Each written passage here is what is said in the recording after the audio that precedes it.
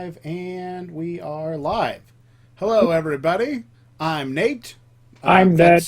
That's Ned over there. How are we doing today, Ned? Doing great. Okay, cool.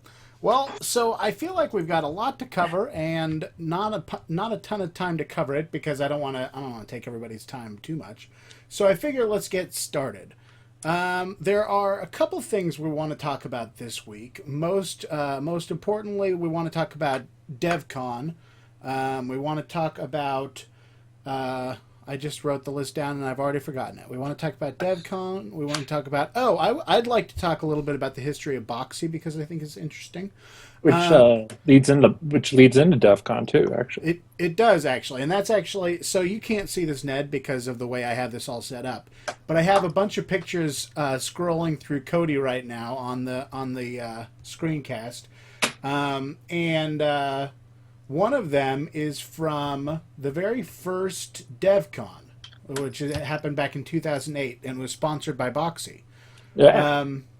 Actually I have a couple of pictures, but the cool thing about them is that it's got a lot of cool things, like somebody brought an Xbox and everybody signed it, and some people brought a what did they bring? They brought an Apple TV 1 and everybody signed it because at the time that was like the box to use in 2008.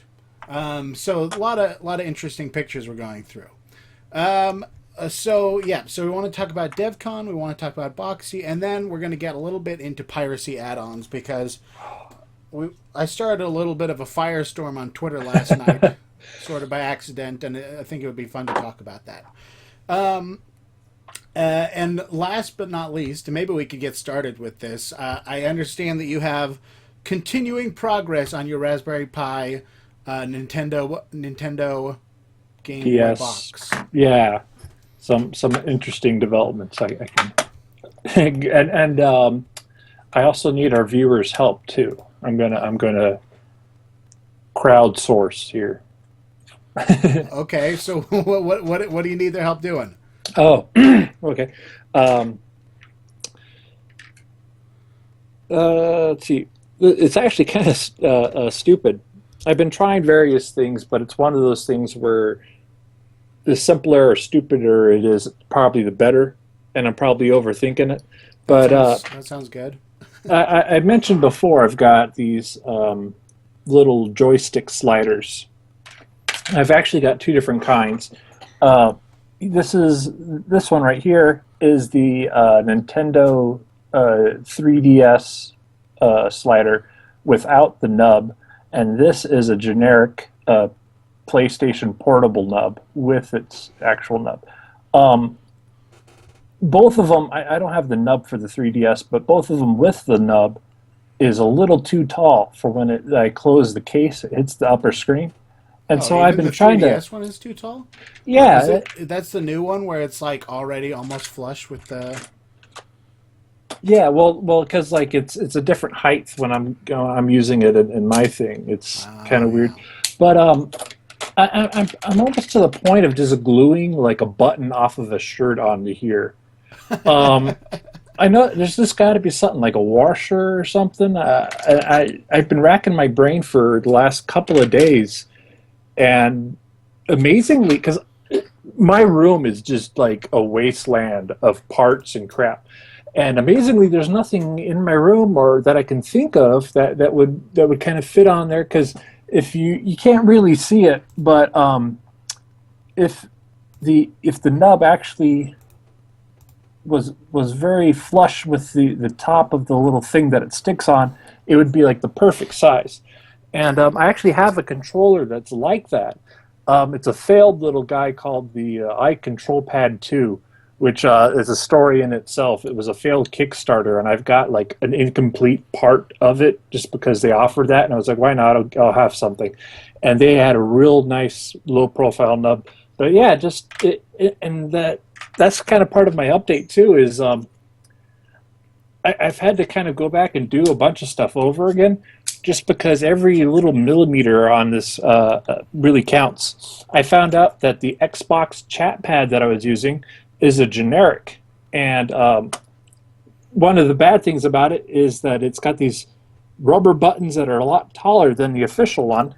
And so I went and I bought an official one, and it's a lot. And this is what it looks like when it's actually, not taken apart. And it's actually a lot nicer, and it's not as tall, and just weird things like that. Like, and there's not a huge difference between them, but just, little millimeters of space and everything in your shaven plastic.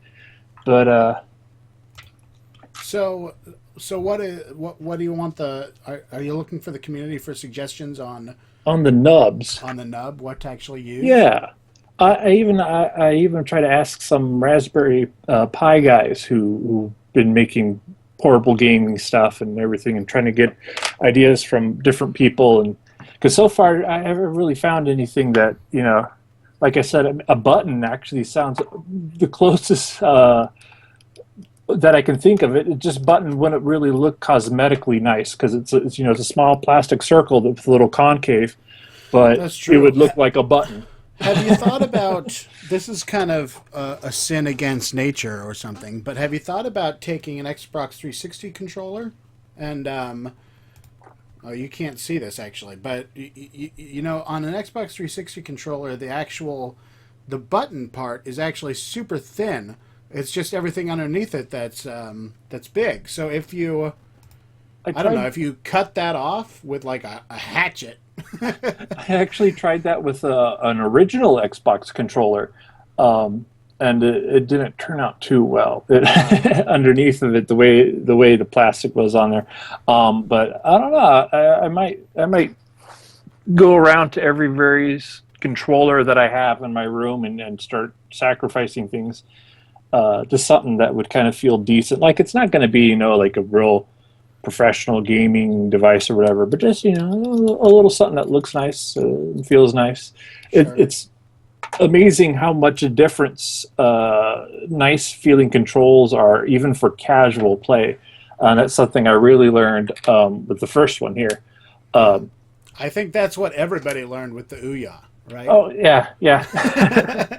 I know a lot of people who liked everything about the Ouya except for that controller, so they would just get like a PlayStation controller and pair it that way. Yeah, I had an Ouya controller over here a moment ago, and I pair it up to the Fire TV, and my nieces and nephews they'll play on it, because there's only one actual Amazon controller that I have, and then the others will play with Ouya, and it gets all stuck under the plate, and they're like, I don't want this one. Huh. Well, that's something, I guess. All right, so we should probably go to all the stuff we're going to talk about. Much more exciting stuff. Okay, so I think probably the way to start this, because the Boxee retrospective really does matter in terms of DevCon. Mm-hmm. So I guess I'll start with you as the pretend audience member who I'm going to talk to about this. Oh, Scott Hansen says you need a 3D printer. If I had a 3D printer, this whole project would have been a lot simpler. That is true. Yeah. I'm not sure if we could get the foundation to sponsor one just so we can make fun controllers, but we'll don't think about that. I always thought if we ever did make our own official hardware, our own remote would be pretty cool, because we got pretty close with that the Motorola one. It wasn't us; it was Pulse 8 that did it, but it was oh yeah, a lot that of one. It was really nice, right? Yeah. Except for the fact that it broke for me immediately. Yeah, the build quality wasn't that great on it, but at least the idea, the layout, was really nice, and it was pretty much as close as you could get to at the time XBMC centric remote. Yep. Everything was laid out, and yeah. Speaking of XBMC centric, nice shirt this week. Oh yeah. This is the red one, right? This is the one. For those of you who don't know, this color was what we were originally planning on.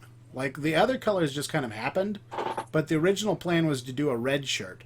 And I think that we were doing this not because not like as a Star Trek reference, but because I think it was like a Netherlands reference or something. Like they had done their yearly red colored clothing or yellow colored clothing thing. I forget, and I liked it a lot. The And then whole this idea country popped wears up. red or something?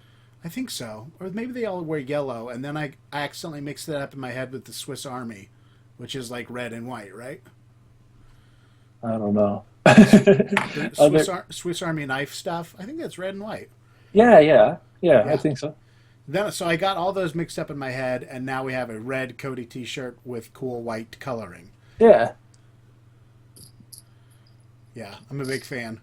Now it's sort of sad that we don't get like samples of these T-shirts before we sell them, because now we're plugging this T-shirt hard, and there's no way to actually buy it anymore. Yeah, the campaign's over.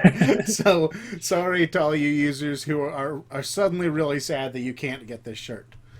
So anyway, Boxee. So just to give a little bit of a background, 2008 happened. I have slides for this somewhere. I wonder where I put those. Because I gave a talk about this at Scale this past year, but they gave they came around back in 2008, and were like immediately hot out of the gates. Like everybody was talking about them, which was sort of neat. We hadn't, I don't know. I don't think XBMC at the time. I don't think we'd ever gotten quite that much attention. And I think the reason everyone was talking about them was because they did something that to this day we still can't do, which is first run a web browser inside of Kodi, and then two, provide multiple different sources for the same movie.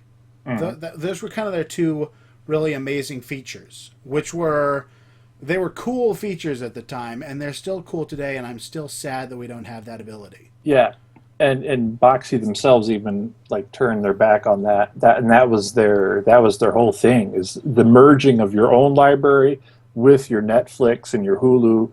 Like it was all in one interface, and that was awesome. That's what it was. It was amazing. It was like one of the things, one of the problems with Kodi, and I hate to point out problems, but this is one, is that we do a lot of design by committee. So there's no opportunity to do something just completely out of the box like that. And that just takes everybody totally by surprise. Every once in a while, somebody will come up with something, but usually the way they do it is they start out by not telling anyone until it's already mostly sort of done. Yeah. And then they're like, look at this. And everyone's like, holy crap. But I have an example of that in my head, but we haven't announced it yet, so I'm not going to talk about it yet. The same thought. So keep an eye out for an announcement at some point. I don't know when. Probably not for a while. But so they came out with these two absolutely amazing features, and they had been funded, and they didn't know how they were going to make money, but in 2008 they were like the darlings of the community, even more so than we were. We kind of still had name recognition going on, so people still liked us. But at the time, it was very much like Boxee and Plex, the two private companies that were going to take our software and be awesome with it. And Plex has basically managed to kind of stick with what they thought they were good at. And you know, kudos to them for that, regardless of our personal opinions about the company. Which these days I probably aren't even really accurate anymore. But Boxee went a different way. And they probably went a different way because they were funded, and the people who had funded them probably at some point said, we need to know how we're going to make a profit. And so, my Kodi switched over to the screensaver, which is that cool square dot pattern thing. Do you remember that? It was in our video last week. Anyway, never mind. Don't worry about it. We really need to figure out a way for you to see what I'm seeing at some point. But we'll do that next week. Or maybe we'll just never do that. So we I lost track of what I was talking about. Oh, so Boxee had to figure out a way to make money. And so they tried two different paths, and it was sad how much they failed going down those two different paths. The first one was the Boxy box, which, as I understand it, didn't. I'm still a little confused about exactly what the Boxy box accomplished. When they came out with the Boxy box, they essentially said "screw you" to the entire community. Well, at first it was all right. Like it came out, everyone was excited, and they said we're still going to support the do-it-yourself desktop version.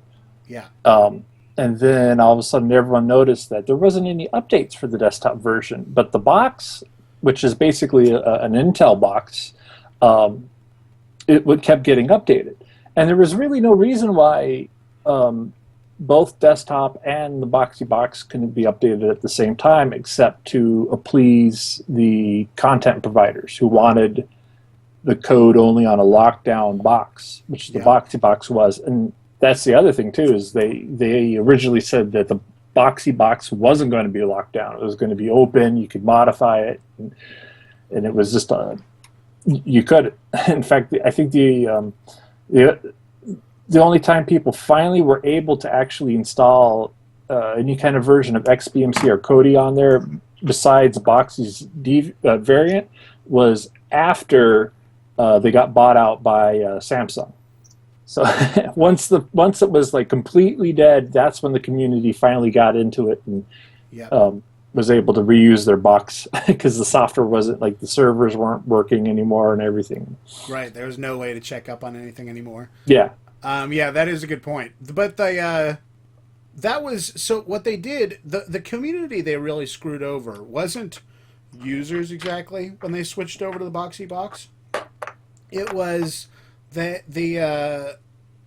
developers, because all the way up until the moment the Boxy box came out, they had been pushing this idea that they were a totally open platform. Mm-hmm. And I actually, the very first year I ran into a Boxy box guy, a Boxy guy, who I'm still pretty good friends with, it was a real weird story, was at Scale, and he was giving like a keynote speech about how easy it is to make a Boxy add-on. It was, as far as I understand it, even easier than ours. Like, all you needed was 3 lines of code pointing to an RSS feed. Uh-huh. And that created a Boxy add-on. Yeah. Which is so cool. That's like, it would be neat if our add-ons could be that simple. That reminds me. So, for those of you who are wanting to watch this on within Kodi, we actually have our own add-on made by a guy named NN92. So look for that add-on. It's awesome. It works really well. And the reason I'll plug that again at the end, but the reason I bring it up is because NN specifically made the add-on so it'd be really easy to make other YouTube channels their own add-on. So like you can just pop them out. Just copy and paste and flip the stuff. He does say you should use your own API if you're a dev and you want to do that, but that's like the only thing you have to do. Awesome. Yeah. So let's see. Multimav74 says it wasn't easy at all. I'm guessing he's talking about add-on development. My understanding was that add-ons for Boxy, the software, not the box, was comparatively very simple compared to, XBMC at the time. And certainly compared to Plex, which evidently add-ons exist. I don't know how though. See, now I got sidetracked by the "it wasn't easy" thing. See just how it goes. So the community that got screwed over were these add-on devs, and then they made this Boxy box, and you couldn't use any of those add-ons because they'd gotten rid of the web browser feature, which means you couldn't just watch Hulu anymore, and you couldn't just watch any of those add-ons. Yeah, that was like the first sign of trouble. Was like, because Hulu was really mad at them. Hulu publicly said Boxy is stealing from us, and Boxy was like, it's a web browser, it's not stealing. It's and then they finally caved and said, "Oh, we made peace with Hulu." Everyone was kind of like, "Oh, what does that mean?" Yeah. And it sucked because they caved, and like from that point on, they just never stopped caving. At one point, there was discussion about how open the next thing after cable card needs to be, and and there were all these like public hearings, and Boxy was actually invited to these public hearings to be part Like of in this. front of Congress or something, Yeah, right? yeah, in front of Congress, and it was like I don't know what happened, but they like completely caved to everything. It was Yeah, like they were we all thought backing they were going to the go cable in. company's plan. Yeah, that was they were completely backing the cable company's plan. Like they were like, yeah, DRM's great. No, users should never be able to watch this content outside of specific hardware. Well, they were like And they were like, oh, this they'll provide this one way to access it, and that's totally all you need. And it's like, what? No, that's the whole reason. Like, we have the FCC is because we're not trusting the TV providers to let people watch things as they want to watch it or with their own equipment and stuff like that. yep, and that was man, that sucked.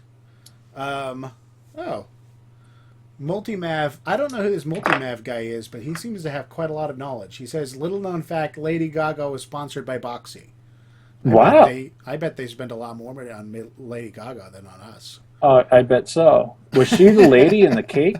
I don't think we've shown that yet. No, I don't. I didn't include that picture. So yeah, that's actually one of the most interesting facts about that first DevCon. So let's go back. DevCon happened way back in 2008. That was the very first one. And the idea at the time was we were going to get all of our developers together in one country, in one city, for one weekend.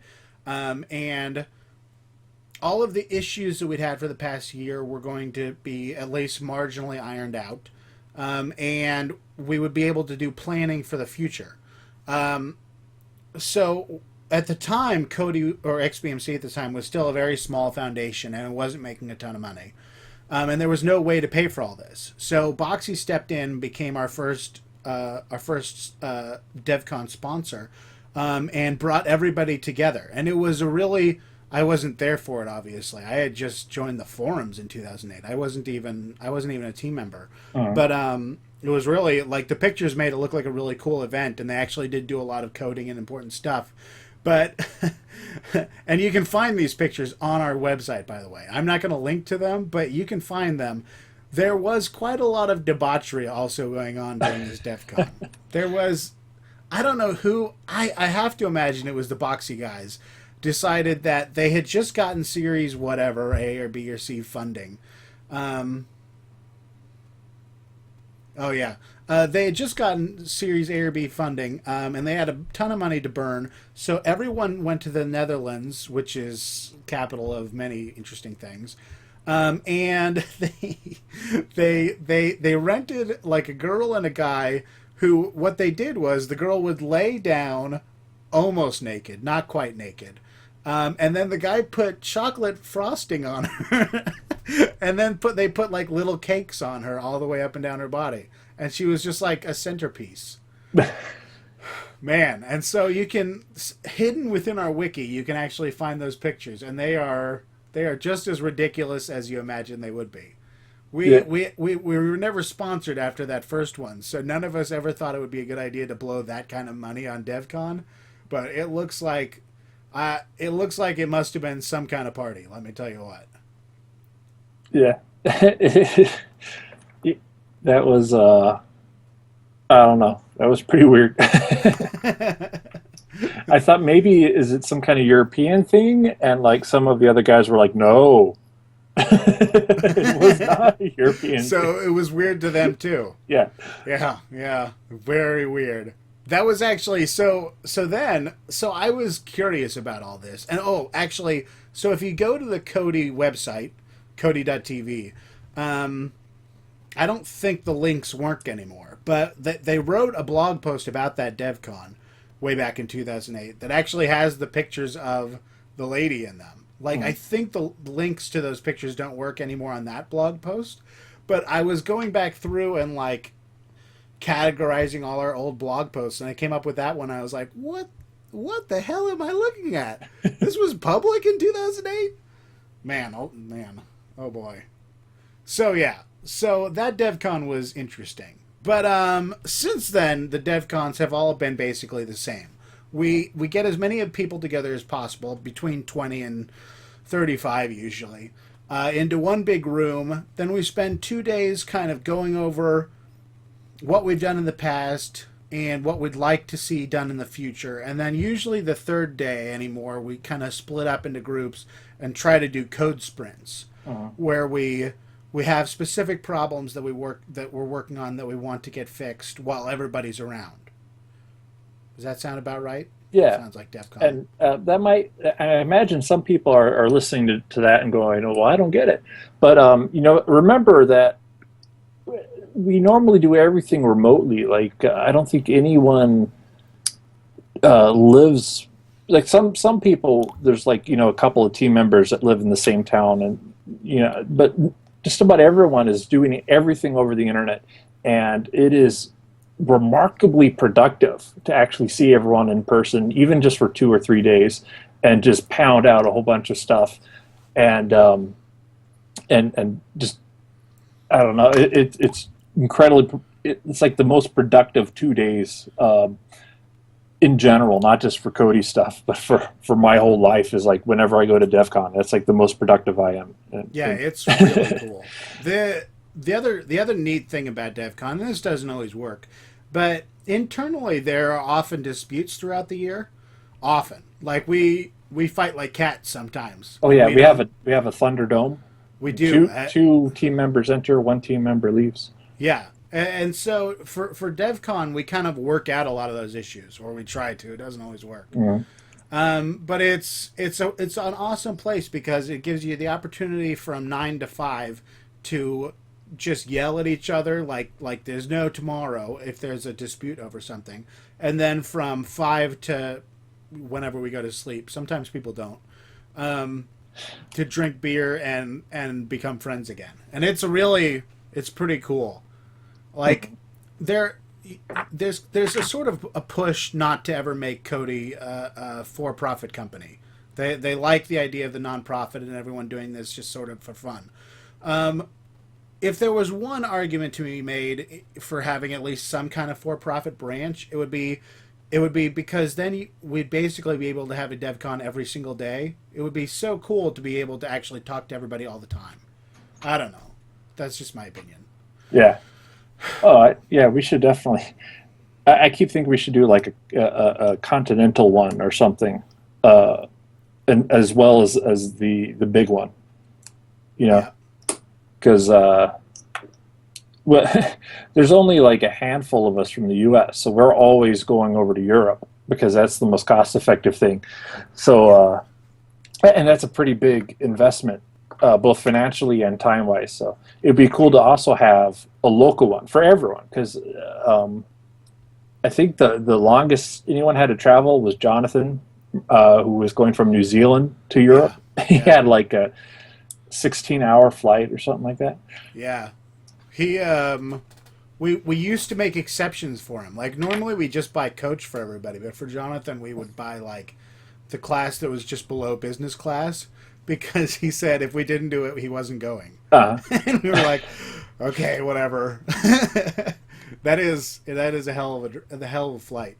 But yeah, part of the reason, so we kind of did DevCon off and on after 2008, and part of the reason it worked was because DevCon started to turn into our conference times. Like when we would go to Scale, we'd actually spend way more time not talking to other people, just talking to ourselves about things we'd like to see happen. And so it became like a mini DevCon. And the same thing happened at Linux Talk in Germany. And those were great events, and like they were so useful, just even having a couple people together, that we decided to actually officially make it a regular yearly thing. Anyway, so this year DevCon is October 8th or 9th or something through the 11th. It's Friday, Saturday, and Sunday of that weekend, or whatever it is, in October. And we're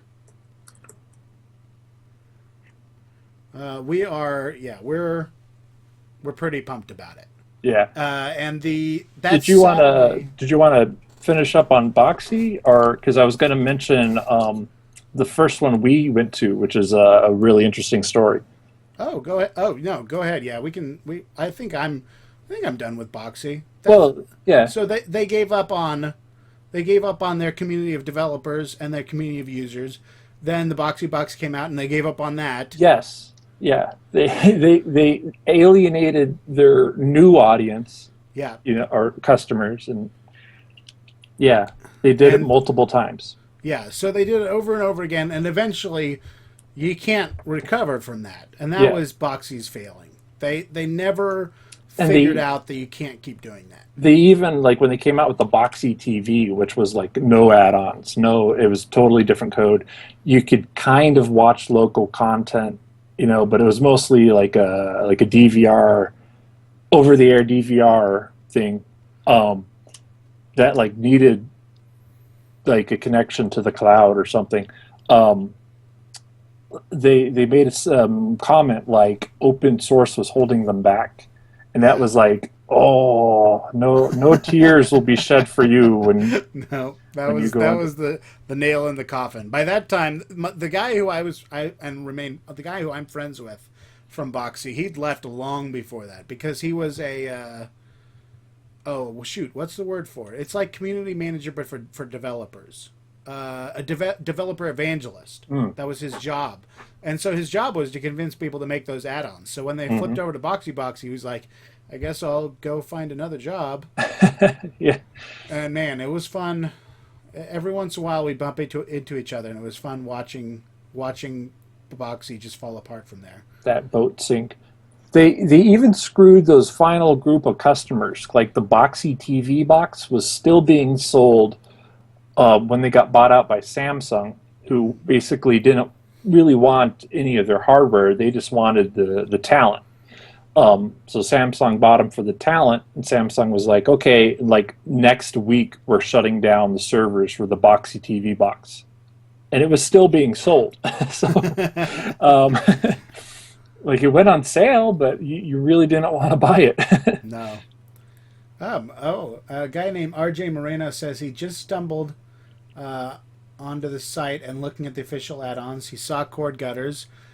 He installed it, and randomly after installing it, he discovered that we existed and we're going live right now. Oh, wow. That is the best timing ever. Good job, you. Yeah. And Justin says the thing was Boxee had such a loyal user base. Yeah, that's it. They had a user base. They had a loyal user base twice. Yeah, all the people that were recommending their hardware to purchase were all the original users. They were telling their families to buy it, and this is the next big thing. And they were cheering the company on and like being evangelists for them. Yep. But yeah. All right, so tell us your DevCon but then story, the final thing though, go ahead. which brought up the whole reason why you wanted to talk about Boxee is now they're completely dead. Yeah. Within Samsung has closed that division. Yeah. So that's the final chapter. I think the irony of this, it hasn't happened yet, but I'm assuming this is what's going to happen. So Boxee was bought by Samsung, or as somebody in the live chat called him Sam Dung. Nice one, buddy. Whoa. Nice one. What? Unless they want to send us TVs, in which case Samsung is awesome. Yeah, I actually like. Well, anyway, back on. So they bought Boxee specifically to work on their UI. The UI then they canceled Boxee. They laid off that whole division, which means that they have some other ideas for UI. So you're ready for what I'm guessing is going to happen? In a year or two, they're going to announce that they're going to also be an Android TV box, like Sony is now. Yeah. And they're replacing their live TV altogether with Android TV, which means that Kodi will be on Samsung TVs before Boxee is. Well, yeah. What's funny about that is apparently there is a way to get Kodi on some specific Samsung TVs because a couple of them are running Samsung's fork, of Android, and there's like you can't just straight sideload it. You have to do something, and it has to be like a special version. But Kodi was telling me about it. I was like, what? Oh, I didn't know that either. Yeah. So I guess Suck on wait a that. year or two. We don't have any contacts with Samsung, but so this is totally guessing on our part. But Yeah. I mean, it seems like an obvious way for them to go. If they Especially don't, since I'd be sort of they can't surprised. create a user interface to save their life. Yeah. Like none of the big companies can. It seems like. No.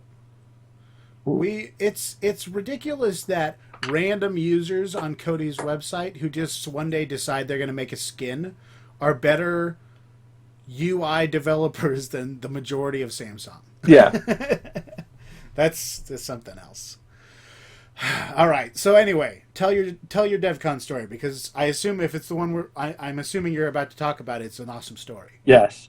I'm trying to remember if I can remember just every single thing that went wrong that happened, because a lot went wrong. What was it? 2012? I want to Yes. say. Yep. Um, 2012. it's the first time I went to DevCon. The first time I'm meeting anyone in person. Was that the first time you'd ever been in Europe? That was the first time I've been in Europe. Yeah, it's the first time I flew over the ocean. I've been to Mexico, but like that was like the only other country I had been to. Um, and there's a whole bunch of little connecting flights. I think I went to like Houston, and you go to from there to Frankfurt, and from Frankfurt I would end up, in theory, in Vienna. Right. Uh, and that didn't happen. I got as far as Frankfurt, and like as the plane's landing, they're like, "There's a strike," and check to see if your flight is still going on. And I'm like, "Oh no." So there's a guy out there on the gate with a clipboard, and everyone's asking, and he's like, "Oh yeah, your flight's still, you're fine, you're good." Well, turns out no, like the flight was still on, but I was apparently no longer on it. Apparently, from other flights that had already been canceled, I had been bumped off that flight. And I'm walking around with my old iPhone, or I think I had an iPhone at the time, that only worked in America cellular networks. So I didn't really have a phone. Like even if I had bought a SIM card for it, like it was like one of the ones that didn't have a SIM card slot. It was like the older Verizon network or whatever. They had like little pay-as-you-go internet things, little public terminals where you could put in a couple euros, and like I had some euros on me. Uh, Yeah. You had brought euros with you? yeah. And so like I was popping some change in and going, like I went on the forum and going like, I'm stuck in Frankfurt, and then like my minute would go up, and because I didn't want to put them all in at once, and then I would Yep. wait like half an hour and check it.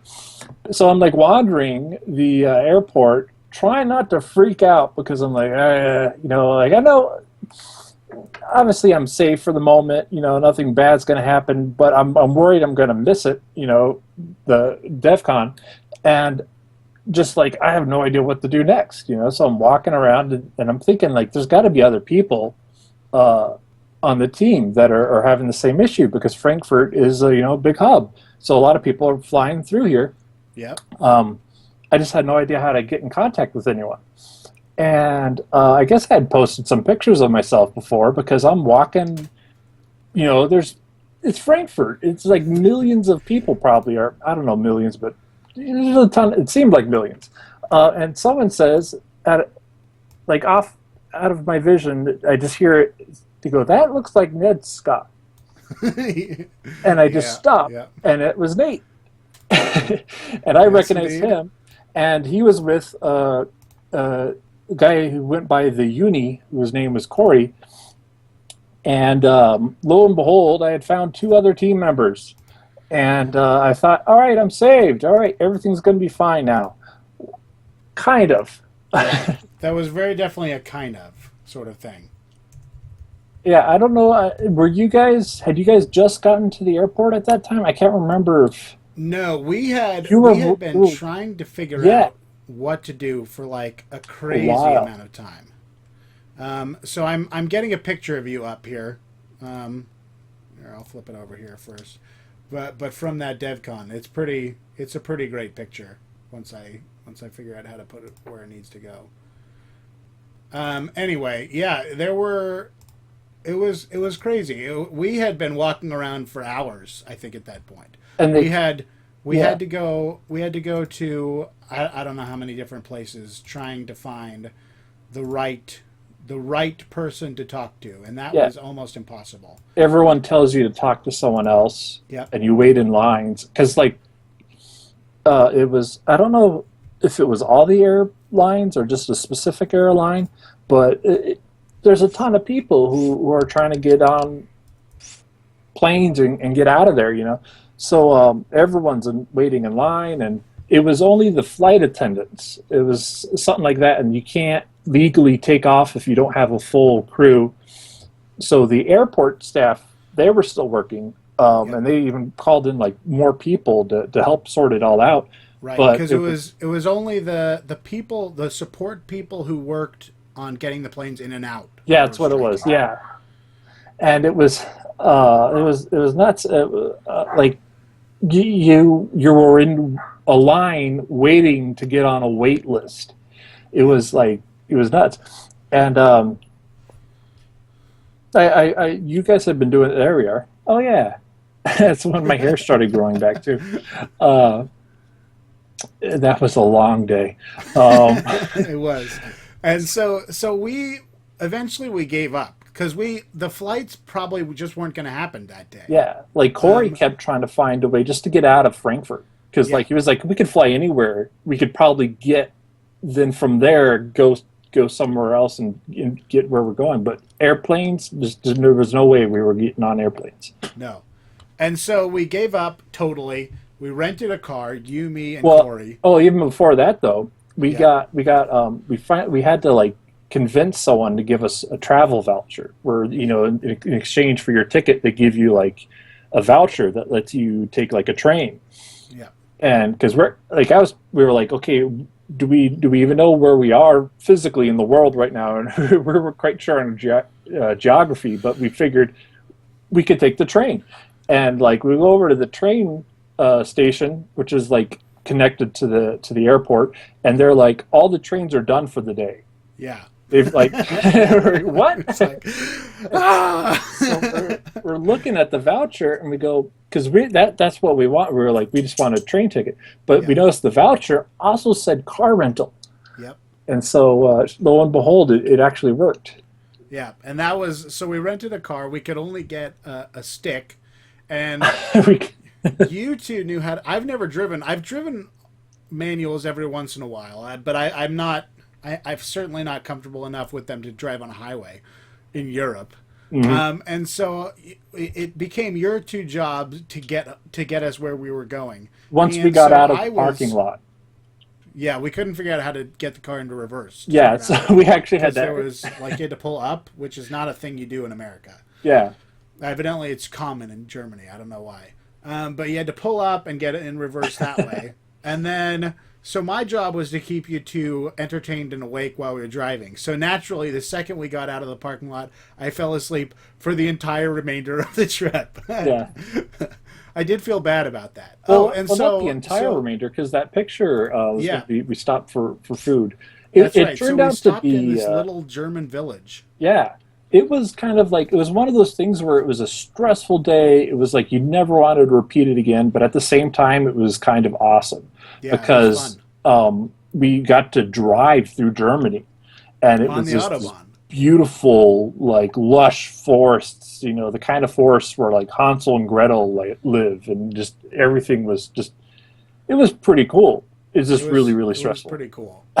Yeah, we drove, I think, through the Black Forest, I think. Yeah, yeah. I think that's around Frankfurt, or it's south of Frankfurt, which is where we were heading.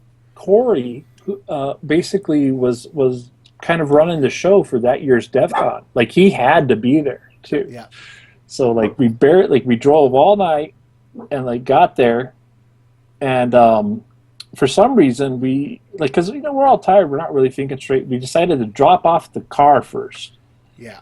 And then we realized there's, all the public transportation in Vienna is closed at night.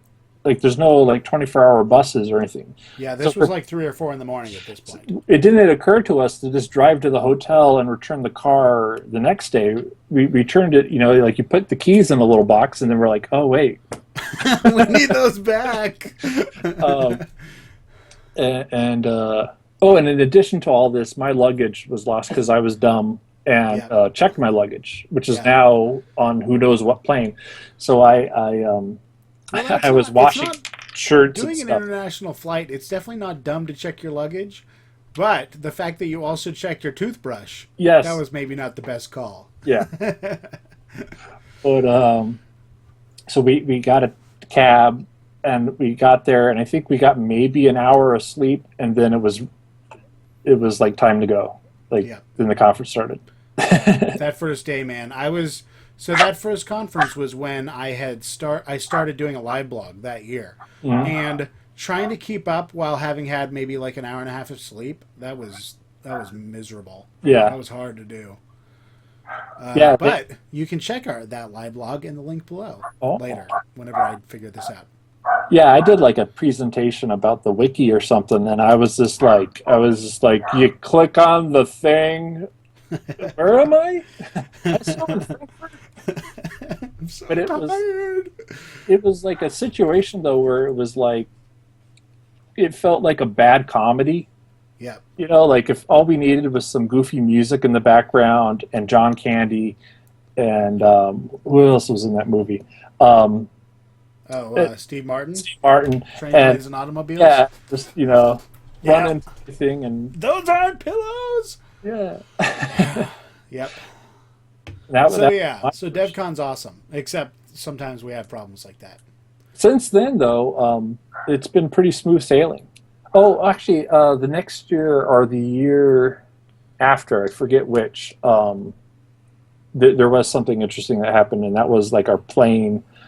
I was in a plane with 2 other team members, and I didn't even know it, going from somewhere in America to Europe, and they landed the plane in New York, and they had to escort some guy off the plane because he was like going nuts. And apparently, what was his name, Steven? He was sitting next to him, and he was like trying to keep the guy calm. Like the guy was like getting so he didn't know where he was. He obviously had some mental issue or something, but he was so bothered that they had to land the plane. So he's sitting next to him, going, "Hey, it's okay, calm down." And they got him off the plane and stuff, and got him some help. But that was like his first time going to Europe too. So Man. it was. That was Shire Toko, right? Yes. Yeah. Yeah. He did a lot of the work on finally updating the Xbox 360 controller, which was in sorry state before that. Yeah. Yeah, so that's DevCon in a nutshell right there. But now we have one comment from our comment thread that is a perfect lead-in to our next discussion topic. Opinions on the Genesis add-on, which brings us to Piracy. And so I want to talk about this morning. This morning I had posted on our social media account, because I do this every once in a while. Someone had asked us literally this exact question. Genesis is broken, or some add-on like that. I don't remember which one it was. And I decided, instead of just replying to this person, I'd make a general tweet to the world and say, just as a reminder, Kodi doesn't make these add-ons or provide support for them, and they may cause damage to your machine. And that last point, as far as I can tell, caused the uproar. So I figure, first off, let me explain what I mean when I say it may cause damage. Kodi's add-on system does not operate in a sandbox, which means those add-ons can affect Kodi itself, other add-ons, and your whole machine if it wants to. Which means that you have to trust the ever-living hell out of that add-on, or else... And the repository it comes from. And the repository it comes from, or else all kinds of crazy stuff can happen. And in the past has actually happened. Yeah. The most famous example of this is I think it was still back when it was called XBMC Hub. The people running that site and somebody, Mikey or something. I forget. They got into Yeah, a Mikey 1234 or something. something. Yeah. They got into a dispute, and Mikey left. And this is sort of like fourth-hand knowledge for me. I didn't really pay attention at the time, so I apologize if I get any of this wrong. Yeah.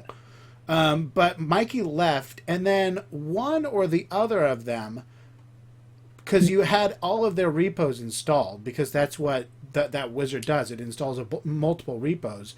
One of them add-ons, yeah. uninstalled all the other add-ons from the other provider. Yeah. They started uninstalling. Like they would make an update for their add-on, and as part of the update, the add-on said uninstall this, and this. And so they were going back and forth because they had split into two different groups. Yeah. It was a little civil war. So all these people kept going, what happened to this? Yeah. And obviously it was something not, life or death, but it was a scary reminder that someone could just, start deleting files off your computer. Yeah. If you have to trust your providers, just like you would for software. Like if you don't go to some website where you don't even recognize the top level domain, like it's like a country code you've never even heard of, right? And there's all these sketchy ads on there, and you're like, oh yeah, it's a free copy of Solitaire. I'll download that from that website. Sure. It's the same thing with add-ons. Exactly the same thing. Another version of that is if you are on the Pirate Bay and you want to install, a game, or Windows is the most perfect example. You want to install Windows, and you've decided you're going to go down the piracy route with that. That is the most dangerous thing you can possibly imagine doing, because anybody can screw with that copy of Windows that you're now torrenting. And who knows what's going to be running on your computer once you're all set and done.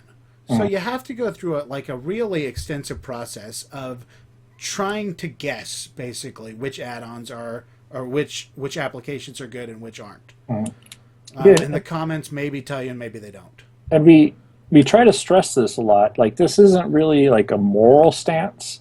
We're not saying oh, don't pirate. We're literally trying to say this just from a technical standpoint. Watch out for stuff. It's not like we're trying to scare people into being like, oh, don't do drugs or something. It's if you want to use certain add-ons or services, hey, that's your choice. But be careful of where you install it, or when you use the all-in-one installers that install everything under the sun. Whereas instead of just taking the time and just configuring what you want and what you need, because even for completely legitimate add-ons, installing everything under the sun is a good way to have some kind of conflict with the add-ons, or something in Python or something that it needs a dependency. And conflict is a definite problem, and it's a problem. I know our devs have run into the problem in the past where people have installed super repo, which we don't. I don't know. We can get into that issue a little bit, but generally speaking, we don't have an issue with the idea of super repo, which is just a repository of all the add-ons you can imagine. Yeah. The issue is that all those add-ons can cause conflicts with each other, which can cause problems. Yeah. And so the guy who asked us about Genesis says it reminds him of the AAA stream. I don't know what that is.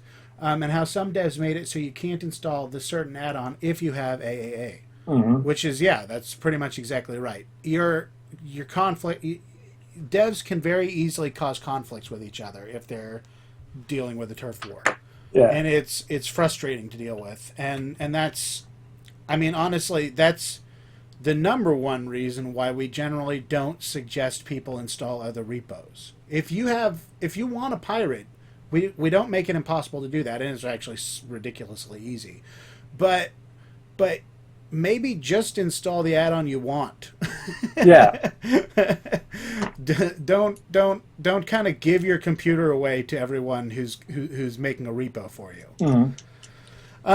So So that's the first half of the topic. There are 2 points I was trying to make, and they kind of conflict with each other a little.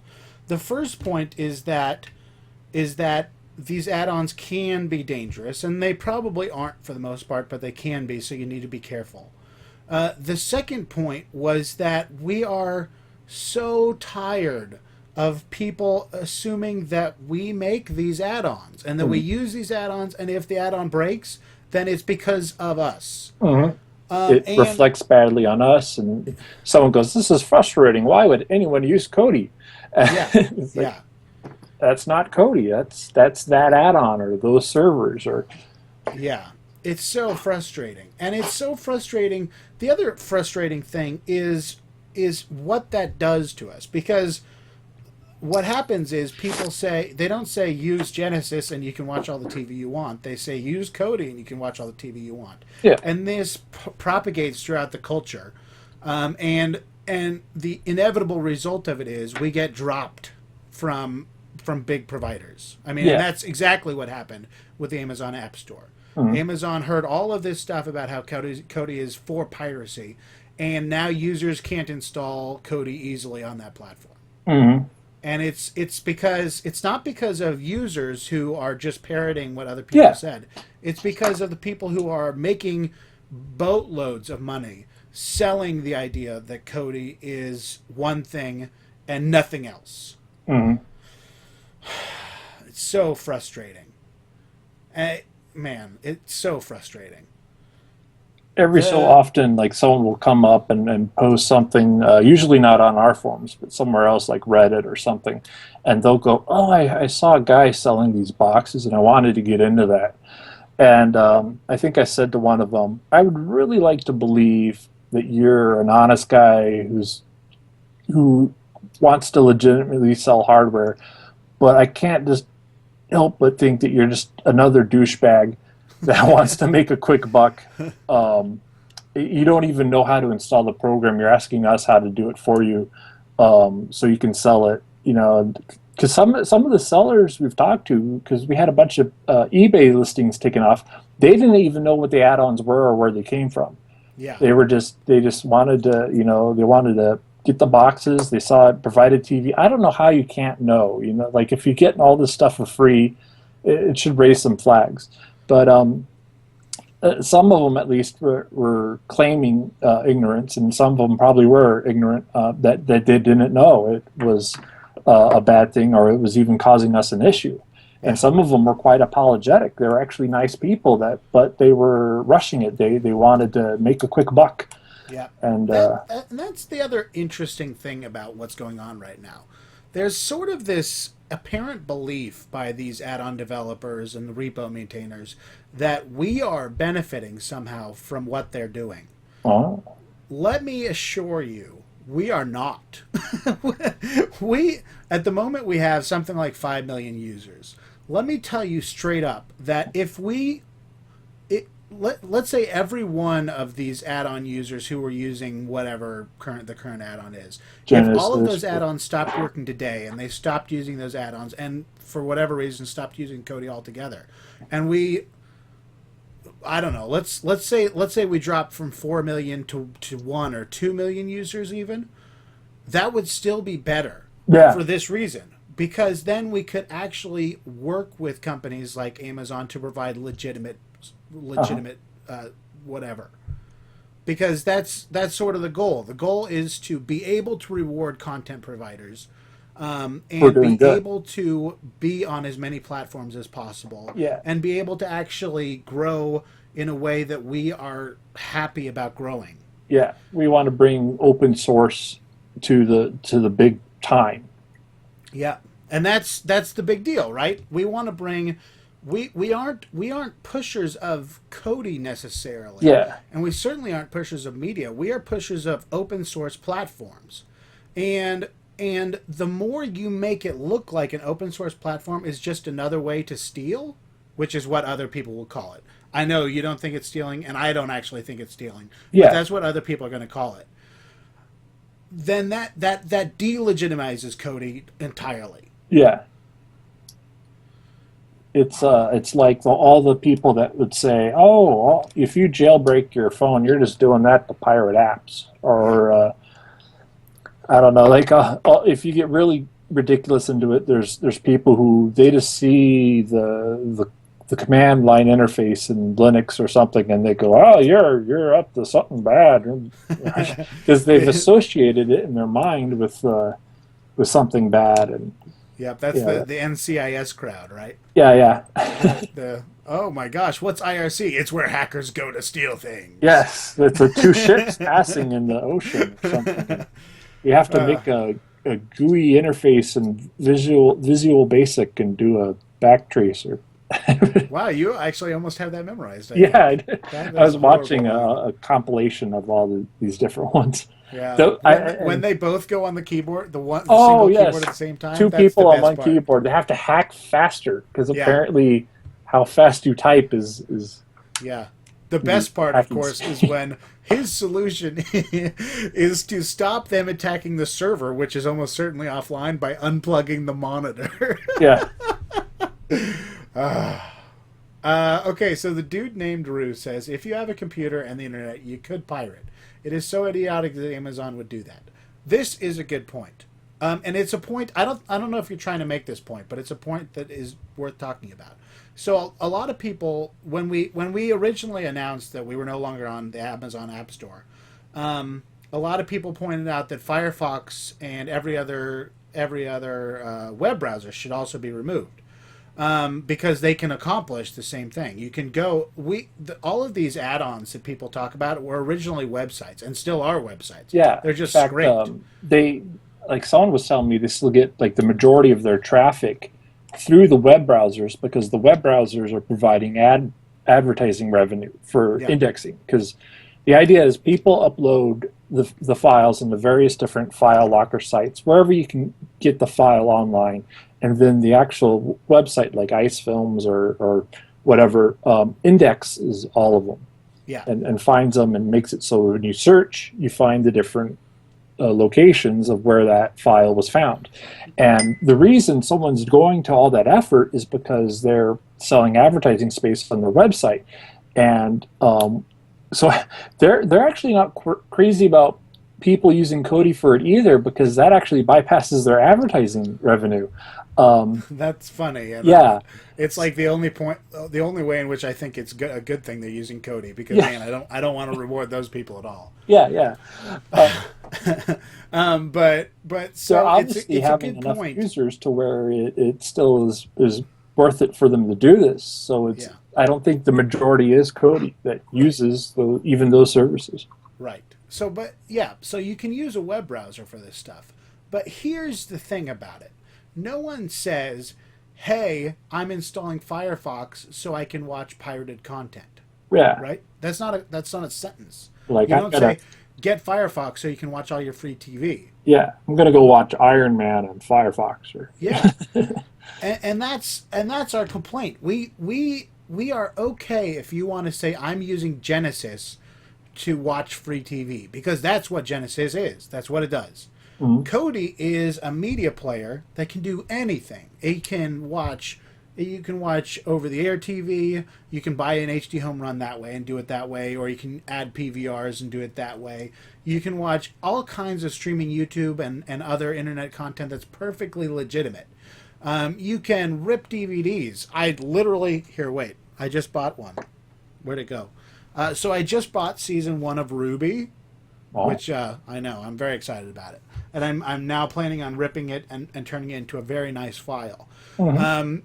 And you can do that too, because that's a very, while it's against the DMCA, you're still rewarding content providers for what you're still paying for it. Yeah, it's kind of like content providers aren't really, most of them aren't upset when you do something like that because you paid them.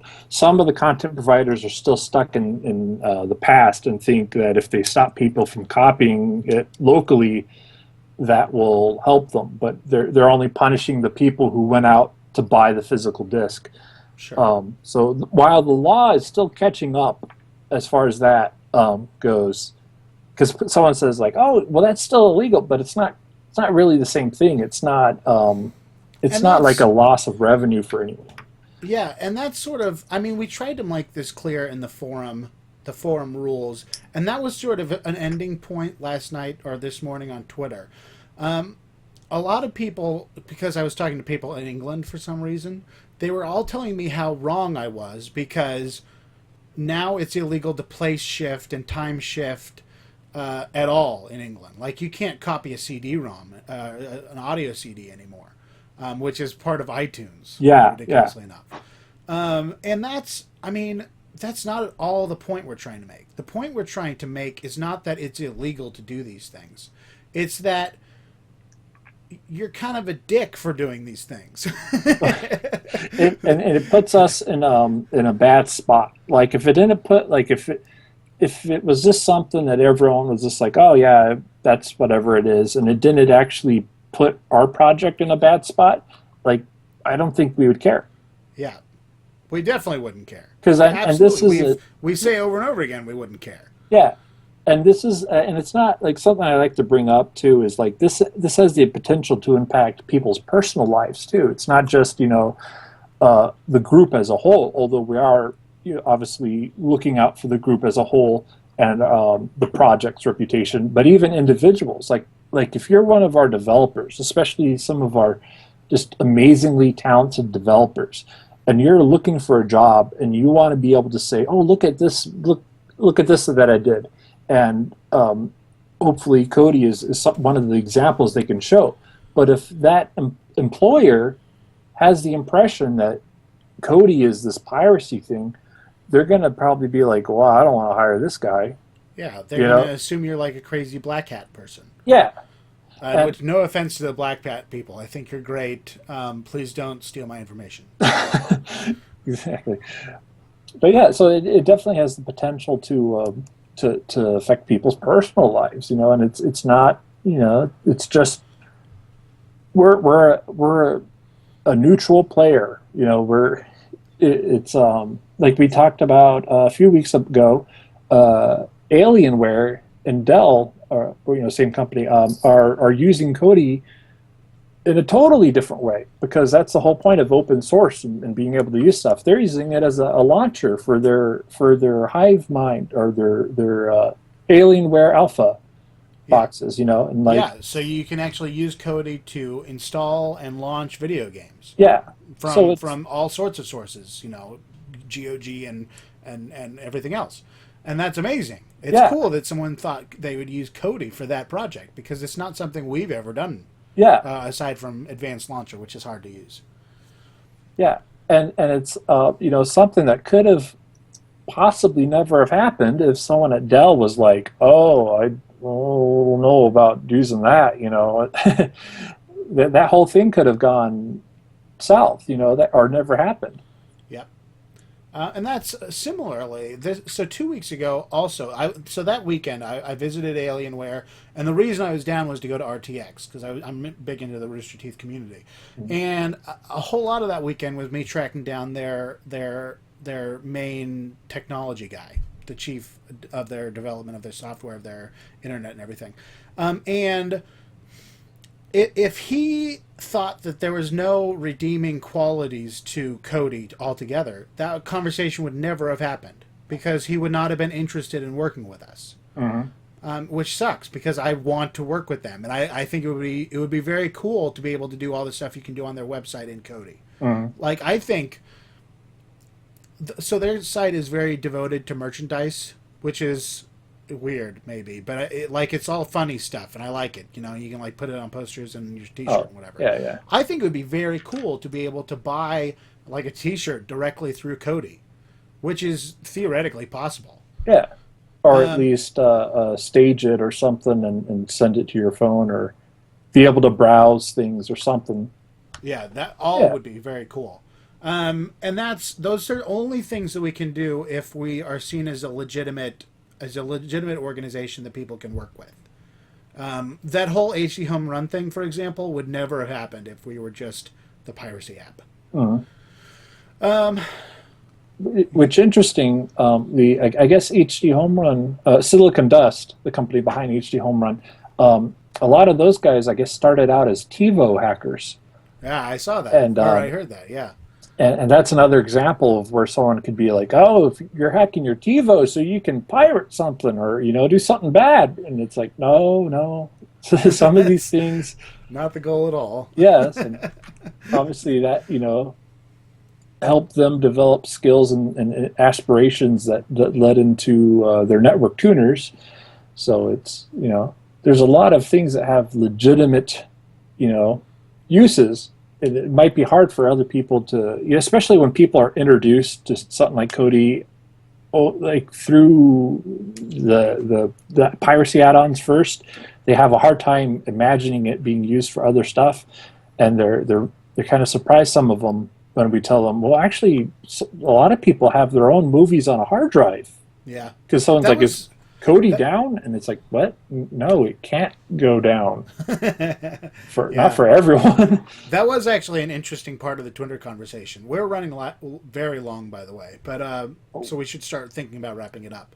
But that was an interesting part of the Twitter conversation. People were actually saying it can be used for other things, and so I had to kind of go through and say, yes, these are all of the other things you can do with it. And it's really interesting seeing people suddenly realize that what they thought the app was isn't necessarily what it actually is. And it's like the people who, my favorite thing is the people who find our app and use it in a way that I would never have thought would be a way anyone would want to use it. Like, I know a lot of people are starting to use it specifically because it's a really nice Twitch streaming app, which is kind of dumb, I guess. I don't know. It's a very Cord never young millennial kind of thing to do, I guess. We're grandpas, as South Park would have said. Yeah. Right? Yeah. Grandpa. Though, to be fair, I have been watching people play video games for a while now. I'm one of those people now. I feel weird about it. Yeah. Never PewDiePie, though, for what it's worth. I feel like I had some other comment to make. So Drew, he says it's a little off topic, but have you guys watched Mr. Robot yet? Have you seen that? I watched the first episode. No, but someone was telling me that it was pretty good, and I wasn't going to watch it at first because I was mad that it was not about an actual robot, but they said it was very good.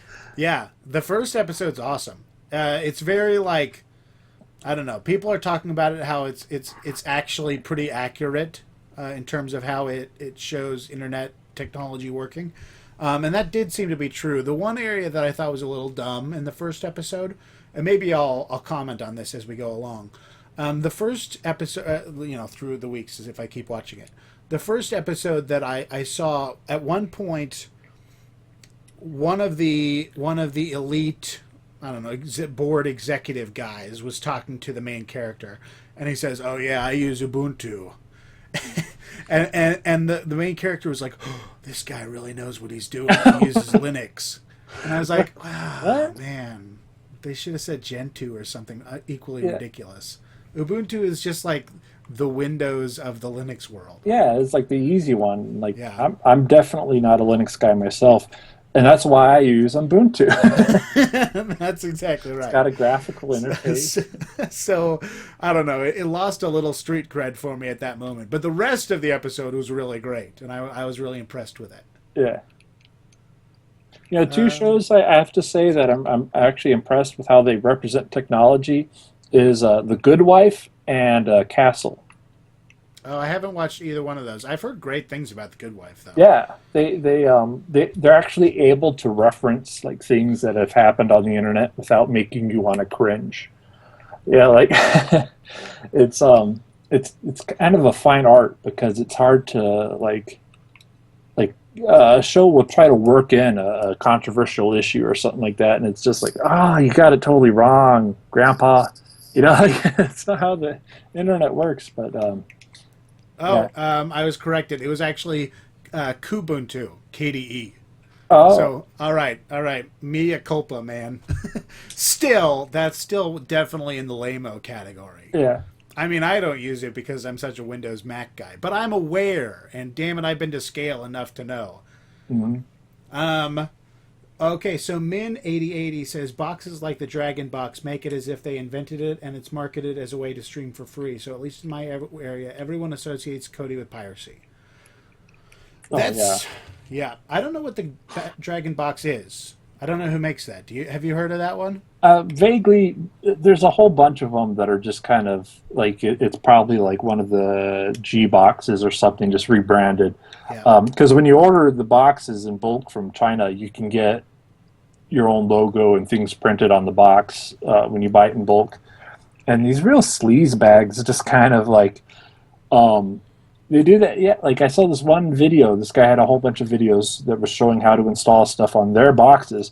They make it look like they made everything, and they like you could tell like either the guy rented an office. I gotta time you out. XBMC Connect, go die in a fire.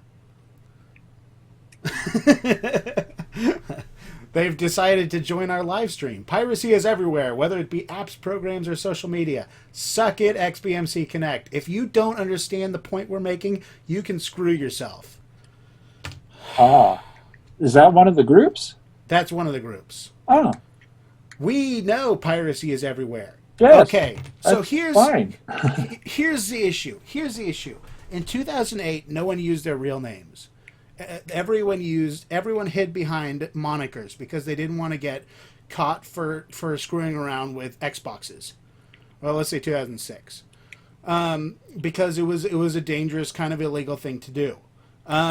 Today, groups like XBMC Connect themselves hide behind monikers, but they try to convince everyone else that it's perfectly legitimate and everyone's doing it, and therefore you can pretend, you can be out and about and say very verbally to the world, I use piracy all the time, because it's in their interest for everyone to think it's totally okay, and it's also in their interest to know that it's not and hide behind a name like XBMC Connect. Mm-hmm. Yeah, definitely. Because it's hard to get customers when they ask, "Is this legal?" And I know there's a lot of debate about whether or not it's prosecutable to the user. You know, there's a very good argument that the end user streaming the videos, in some cases, cannot be prosecuted the way the law is written and everything like that. But it's still not, you know, the streams themselves aren't legal. It's not kosher. It's something like if your ISP got wind of it, they would disconnect you just for violating their terms of service. You know, like it doesn't have to be prosecutable for it to be, you know, like an issue. And even then, it's the problem, like we've been saying, is not that if it's bad or not. It's not a moral argument for us. You know, I'm not, you know, I've pirated things before. You know, I've watched movies or something and downloaded it before. Yeah, a lot of people have. The issue is when you drag someone else's name or project through the mud and say this is what it's only used for. This is, you know, this is a tool for doing that.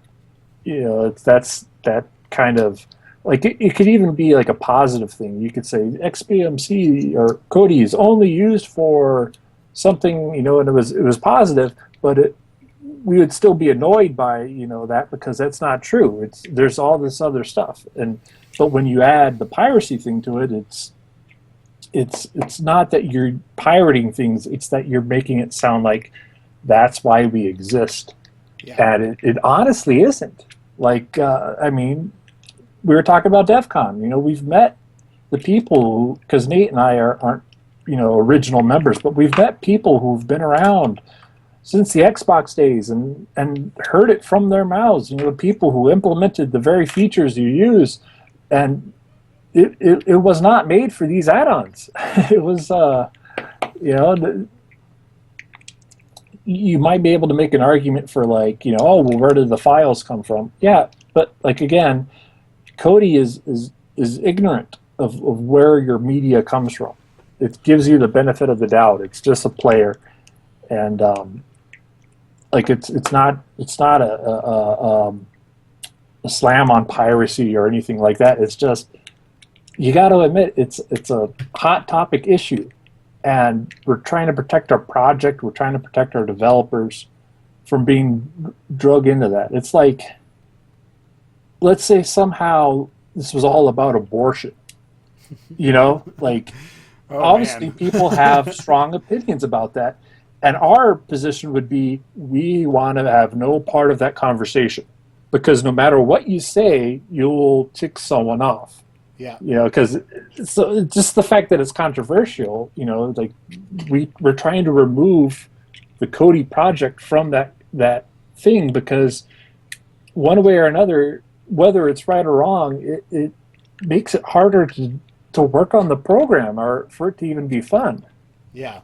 That's a big deal. Remember, we don't get paid. Most of our developers, some of our developers do work for other companies to work on Kodi. But the vast majority work on it because they think it's fun. And the more these other people show up to make it seem like what they're doing is wrong, the less likely they are to have fun and want to keep working on the project. Yeah. Jay Robertson says, because I was wearing an XBMC shirt, a stranger approached me and asked me if I sold boxes for getting Sky Sports for free. Sorry about that, Jay Robertson. And there was a comment before that I wanted to point out.